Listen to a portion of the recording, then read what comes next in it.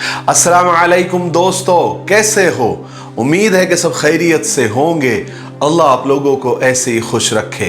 सरकार दो आलम सल्लल्लाहु अलैहि वसल्लम की पूरी जिंदगी पर बनने वाली वीडियो सीरीज जिसका नाम मोहम्मद सब के लिए है, ये उसका 10वां हिस्सा यानी पार्ट 10 है। थोड़ा हम रिकैप कर लेते हैं कि हमने 9वें हिस्से में क्या सुना।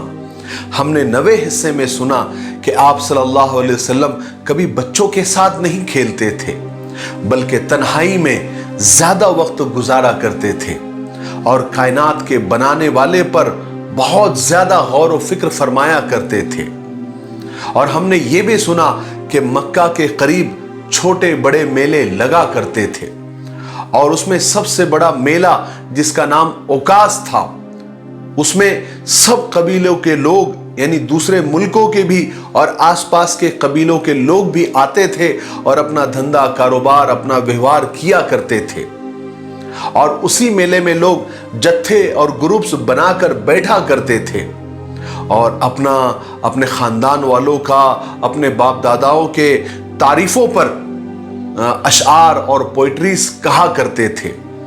और इन्हीं बड़ाइयों के चक्कर में झगड़े और लड़ाइयां भी हो जाया करती थी और यहां तक कि कभी कभी जंगें भी हो जाया करती थी।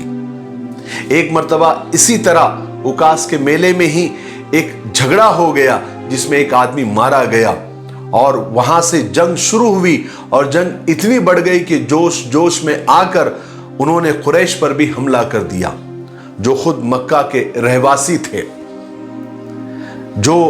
जिस बात को लेकर कुरैश को बहुत गुस्सा आया और उनको भी जंग करनी पड़ी, जंग लड़नी पड़ी। उसके बाद मामलात बहुत ज्यादा बढ़ते गए। फिर मक्का वालों ने और आसपास के कबीलों वालों ने मिलकर एक एग्रीमेंट किया, एक अहद नामा बनाया जिसका नाम हल्फुल फुजूल रखा गया, जिसमें यह तय किया गया कि अब बस बहुत जुल्म हो गया। बाहर से लोग आते हैं, यहां पर झगड़े फसाद करते हैं, जंगे करते हैं और हमारे ऊपर भी हमला कर देते हैं और हम पर ही जुल्म करते हैं। अब जुल्म नहीं सहा जाएगा, बल्कि मजलूम की मदद की जाएगी और जालिम को सजा दी जाएगी, जिसमें आप सल्लल्लाहु अलैहि वसल्लम ने भी बढ़ चढ़कर हिस्सा लिया। चलिए अब आगे सुनते हैं। हुजूर पाक सल्लल्लाहु अलैहि वसल्लम चचा अबू तालिब के ही घर में रह रहे थे, लेकिन अपना खर्च चचा अबू तालिब पर नहीं डालते थे, बल्कि आपने एक कुरैशी ताजिर, एक बिजनेसमैन साइब बिन साइब के साथ पार्टनरशिप कर रखी थी। चूंकि चचा अबू तालिब बहुत ही गरीब और मुफलिस आदमी थे, उनकी औलाद भी बहुत ज्यादा थी, जिसकी वजह से तंगी में गुजारा होता था। एक दिन चचा अबू तालिब हुजूर पाक सल्लल्लाहु अलैहि वसल्लम के पास आए और कहने लगे कि भतीजे, तुम तो जानते हो कि मैं बहुत गरीब आदमी हूं, मेरे पास ना तो माल है, ना कोई प्रॉपर्टी है और ना ही कोई तिजारत है, लेकिन मुझे अभी अभी पता चला है कि एक तिजारती काफिला, एक बिजनेस टूर मुल्क शाम जा रहा है और खदीजा जो मक्का की बहुत बड़ी एक ताजिरा, एक बिजनेस वूमन है, वो लोगों को अपना माल देकर मुल्क शाम भेज रही है ताकि लोग वहां पर माल बेचे और उससे नफा कमाएं। अगर तुम जाना चाहोगे तो वो तो तुमको सबसे पहले भेजेंगी, क्योंकि तुम्हारी नेकी, शराफत और अमानतदारी के चर्चे उसने भी सुन रखे हैं। हालांकि भतीजे, मेरा दिल नहीं चाहता कि मैं तुमको मुल्क शाम भेजूं, क्योंकि मुझे यहूदियों से तुम्हारे लिए डर लगता है, मगर भतीजे अब मेरे पास इसके सिवा कोई चारा नहीं है कि मैं तुम्हें मुल्क शाम भेजूं ताकि तुम कुछ कमा कर ला सको और हमारी तंगी कुछ दूर हो सके।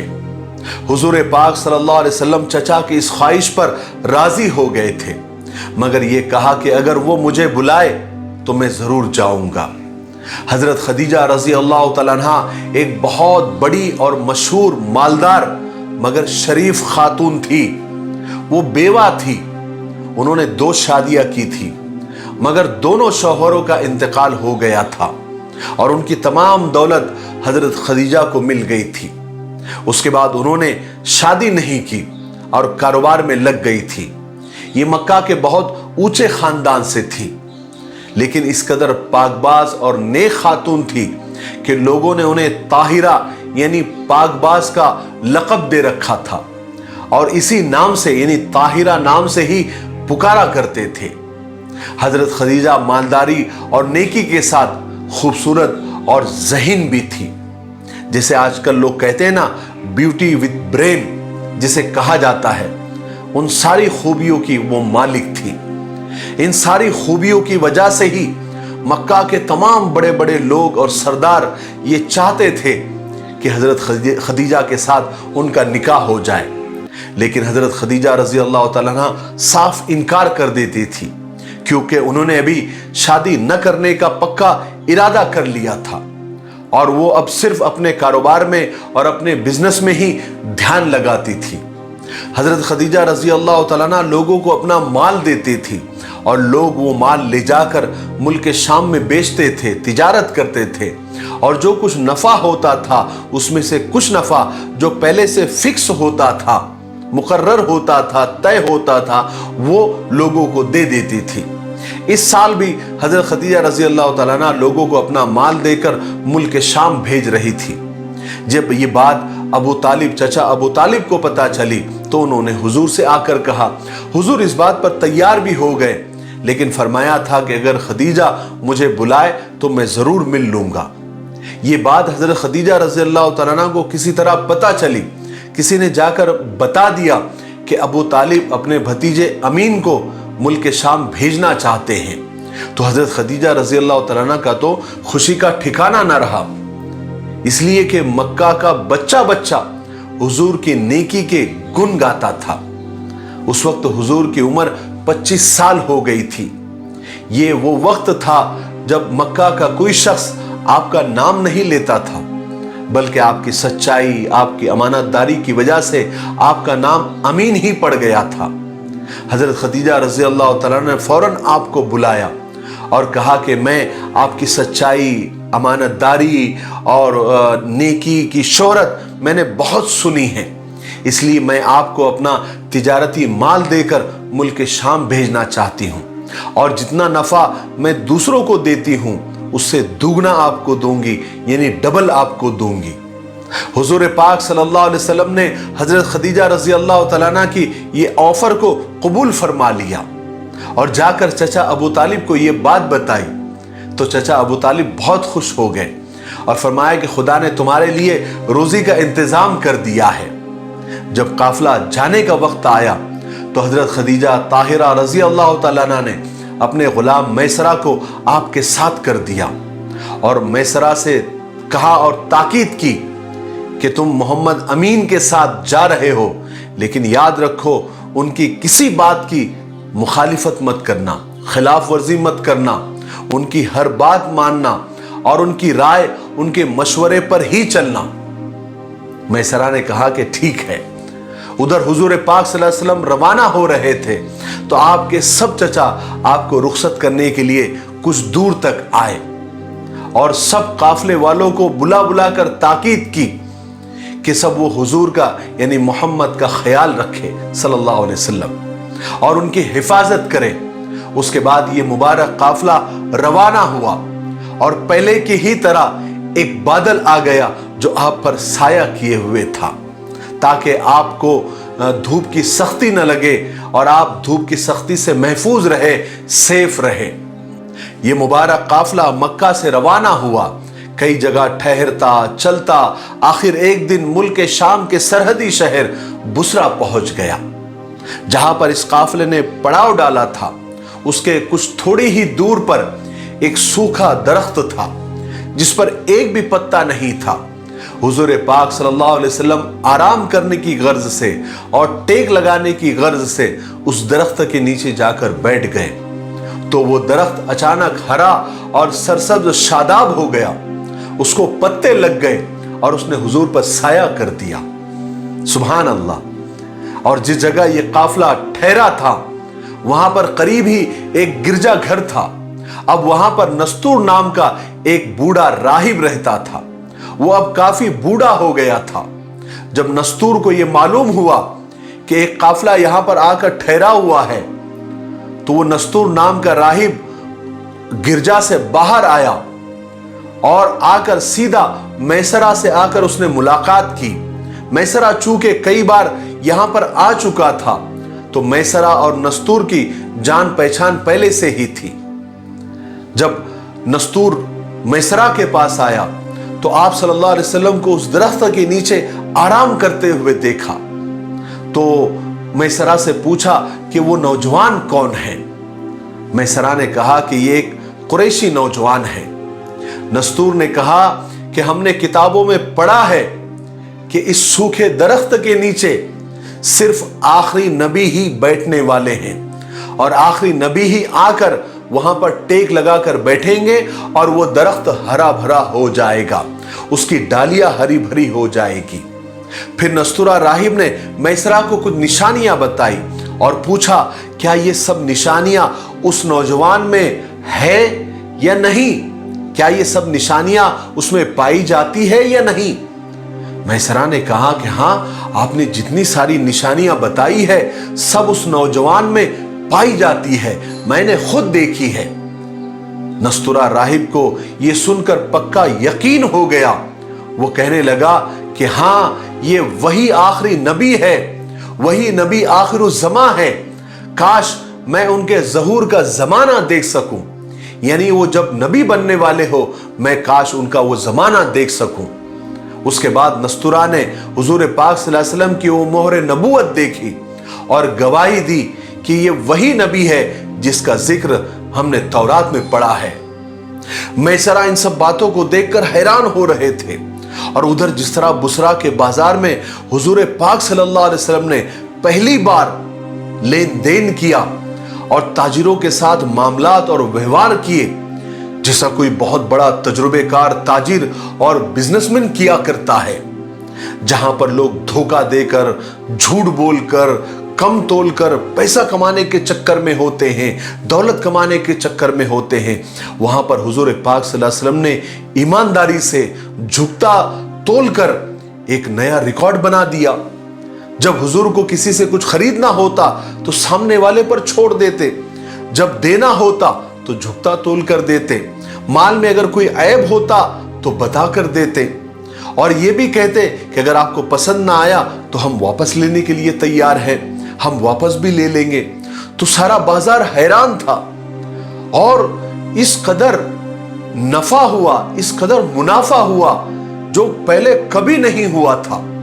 اسی وجہ سے میسرہ حضور پاک صلی اللہ علیہ وسلم کے پاس آئے اور کہنے لگے کہ محمد، ہم ختیجہ کے لیے 40 سال سے تجارت کر رہے ہیں، بزنس کر رہے ہیں، مگر اس بار جو ہم کو نفع ہوا، جتنا منافع ہوا، جتنا پروفٹ ہوا، اتنا کبھی بھی نہیں ہوا، وہ صرف آپ کی وجہ سے ہوا اور آپ کے ذریعے ہوا۔ میسرہ آپ صلی اللہ علیہ وسلم کی دیانت داری، خوش اخلاقی دیکھ کر اور ادھر نستورہ کی اس راہب کی باتوں کو یاد کرتے ہوئے، ان ساری باتوں کی وجہ سے میسرہ کے دل میں حضور کی بے پناہ محبت، عزت، پیار پیدا ہو گیا، یہاں تک کہ ان سب باتوں کی وجہ سے میسرہ کو ایسا لگنے لگا کہ وہ ختیجہ کا نہیں، یعنی حضرت خدیجہ کا نہیں، بلکہ حضور کا غلام ہو۔ حضور پاک صلی اللہ علیہ وسلم کو اس تجارتی سفر اور اس بزنس ٹور سے خوب منافع ہوا، خوب فائدہ ہوا، جس سے حضرت خدیجہ رضی اللہ تعالیٰ عنہ کی تجارت اور بزنس کو خوب ترقی ہوئی۔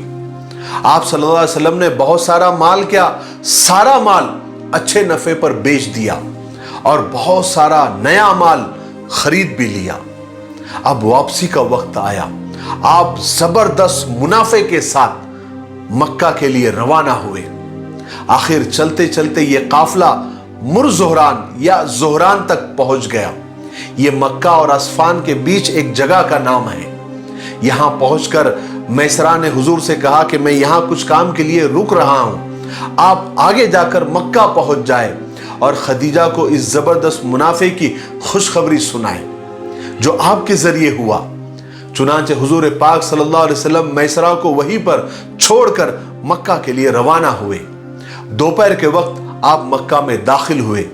جس وقت آپ مکہ میں داخل ہوئے उस वक्त हजरत खदीजा रजी अल्लाह तआला अन्हा अपने घर के एक खिड़की में बैठी हुई थी। उनके साथ कुछ और औरतें भी थी। अचानक उन्होंने देखा कि एक सवार तेजी से ऊंट के ऊपर दौड़ते हुए चला आ रहा है और एक फरिश्ता उस सवारी के ऊपर साया किए हुए है। हजरत खदीजा ने ताज्जुब से ये मंजर देखा और दूसरी औरतों को भी दिखाया और सब ने मिलकर उस सवार की शान को देखा और हैरान रह गई।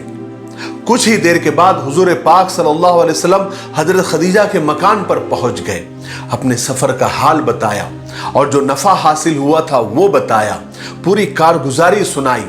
इस बार नफा प्रॉफिट दुगना था, डबल था जो हजरत खदीजा को हासिल हुआ था। हजरत खदीजा रजी अल्लाह तआला अन्हा का तो खुशी का कोई ठिकाना नहीं रहा। उनके दिल में हुजूर के लिए इज्जत और बढ़ गई। उधर जब मैसरा मक्का पहुंचे तो उन्होंने हजरत खदीजा को अपने सफर की पूरी रुदात सुनाई कि हमने किस तरह सफर में अजीब अजीब बातें देखी, अंधेरी रातों में रोशनी हो गई, मोहम्मद की बरकत से सूखे पेड़ हरे भरे हो गए जैसे किसी ने आबे हयात छिड़क दिया हो, और एक बादल ने हमेशा मोहम्मद के ऊपर साया किए हुए था सल्लल्लाहु अलैहि वसल्लम।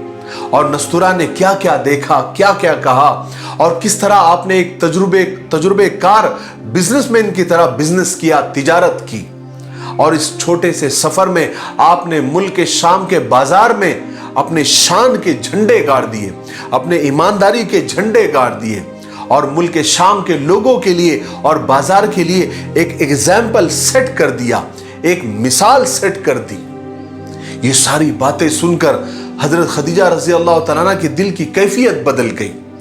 हुजूर के लिए उनके दिल में एहतराम, इज्जत, मोहब्बत और ज्यादा बढ़ गई। चूंकि हजरत खदीजा रजी अल्लाह तआला अन्हा बेवा थी, मालदार जरूर थी, मगर दिल की दुनिया वीरान वीरान सी थी। अफसुर्दा, गमगीन तमन्नाएं, मुरझाए हुए एहसासात। अचानक दिल से आवाज आई, क्या है खदीजा, क्यों ना मोहम्मद को इस वीरान और सूखे दिल में मेहमान बना लिया जाए, ताकि यहां की दुनिया भी हरी भरी हो जाए, सरसब्ज और शादाब हो जाए। आज के लिए इतना काफी है क्योंकि वीडियो काफी लंबा हो रहा है। आगे क्या हुआ, किस तरह हजरत खदीजा रजी अल्लाह तआला अन्हा ने निकाह का पैगाम दिया और किस तरह निकाह हुआ और क्या क्या अजीब बातें हुई और क्या क्या अल्लाह तबारक व तआला की तरफ से बरकतें नाजिल हुई, ये हम 11वें हिस्से में सुनेंगे। तब तक मेरे लिए, पूरी उम्मत के लिए, पूरी इंसानियत के लिए खैर और भलाई की दुआ करते रहे। अस्सलामु अलैकुम व रहमतुल्लाहि व बरकातुहू।